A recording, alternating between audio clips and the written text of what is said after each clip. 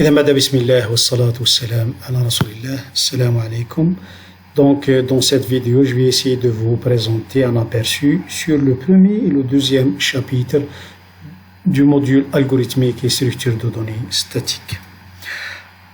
Alors, le plan de cours, donc il y a deux chapitres. Le premier chapitre, ce qui concerne les éléments de base, et le deuxième chapitre consacré aux structures de contrôle.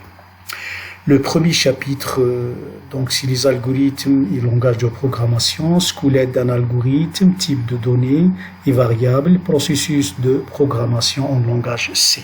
Deuxième chapitre, ce qui concerne les structures de contrôle, soit structure conditionnelle C, si simple, si avec, sinon et selon, et structure itérative des boucles, boucles pour tant que et répété. Alors, les algorithmes, donc commençons par les algorithmes. Notion des algorithmes. Un algorithme, c'est une description précise de la méthode de résolution d'un problème sous forme d'instructions simples. Puis on traduit cet algorithme à un langage évolué, formel, tel que le C, le C++, Java, etc., compréhensible par la machine. Puis on passe à l'étape langage machine. Langage machine, c'est une succession des 0 et des 1, seul le langage directement compréhensible par l'ordinateur.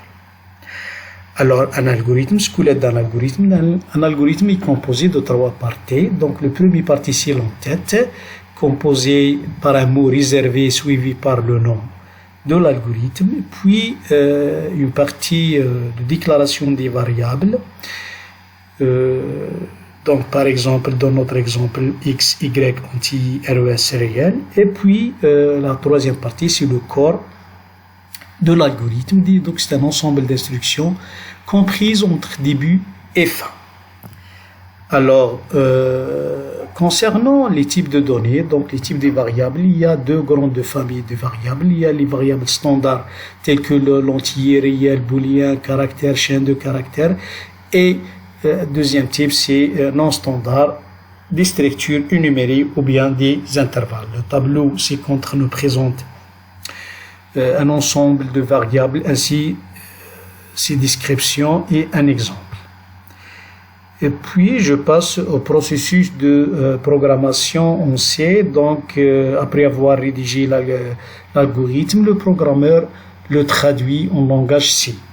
Puis le sommet en cycle suivant. Donc, il passe par trois grandes étapes. La première étape, c'est l'écriture, c'est la traduction de l'algorithme vers un programme évolué tel que le C. Puis la compilation, c'est la traduction. Le compilateur, il sert de traduire le programme en langage évolué vers le langage machine. Et puis le processeur charge le programme en mémoire et exécute les instructions une par une de façon séquentielle et les résultats s'affichent à l'écran. Ce qui concerne le deuxième chapitre, structure de contrôle. Par défaut, les instructions s'exécutent séquentiellement. Les instructions de contrôle permettant d'interrompre ou de répéter des instructions selon des conditions. Il y a deux grandes familles des structures de contrôle, structure conditionnelle, ce qui concerne le C et le sinon, et structure itérative, ce qui concerne les boucles. On commence par les instructions C simples. Donc, l'instruction utilisée quand on veut exécuter des instructions seulement si une condition est vraie. Si elle est fausse, rien ne s'exécute. Par exemple, si la condition est vraie, on exécute un ensemble d'instructions, sinon on n'exécute rien. Par exemple, si le x mod 2 égale à 0, donc si le reste de la division de x sur 2 égale à 0, ce qui fait, on écrit alors le x est pair, sinon on n'exécute rien. L'organigramme ci-contre ne présente l'organigramme de l'instruction C simple. Et puis, on passe aux instructions C avec sinon. Exécute un bloc si la condition est vraie et un autre bloc si elle est fausse. Par exemple, si la condition est vraie, on exécute l'instruction 1, sinon, donc ce n'est pas vrai, c'est faux, on exécute l'instruction 2.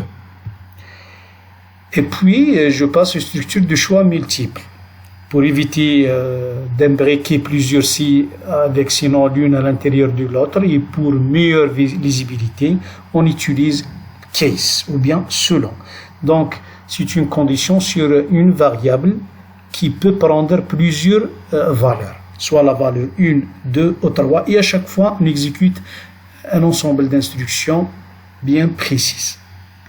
Par exemple, si on prend une calculatrice, c'est une touche. Donc, la variable, une touche. Si la touche est plus, donc on fait l'addition. Si la touche est moins, on fait la soustraction. Étoile, on fait la multiplication. Et slash, on fait la division. Et puis, on passe au deuxième type, c'est les structures itératives, les boucles. On distingue trois types de boucles pour tant que et répéter. Une boucle structurée permet de répéter un bloc d'instruction plusieurs fois tant qu'une condition est vraie ou pour un nombre déterminé d'itérations. Si je parle de la boucle pour, donc on utilise la boucle pour si le nombre d'itérations est connu d'avance. On utilise la boucle tant que le nombre d'itérations est inconnu, mais le test sera avant. Répéter, donc le nombre d'itérations est inconnu aussi, mais le test c'est après.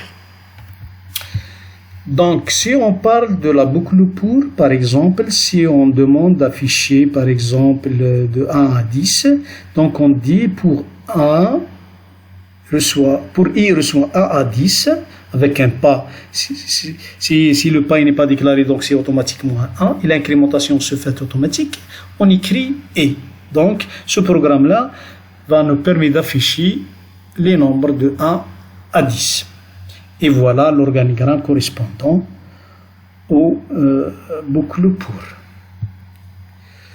Et puis, je passe aux boucles tant que. La boucle tant que, le test se fait avant d'entrer dans la boucle. Si la condition est fausse, dès le départ, les instructions ne s'exécutent jamais. Donc, il t'arrive le cas que une suite d'instructions qui n'exécutent pas parce que le test était avant. Par contre, la boucle do while ou bien répéter, le test se fait après, donc une fois de répétition, c'est assuré. Et le tableau ci-contre nous présente une petite comparaison entre la boucle tant que et la boucle répétée.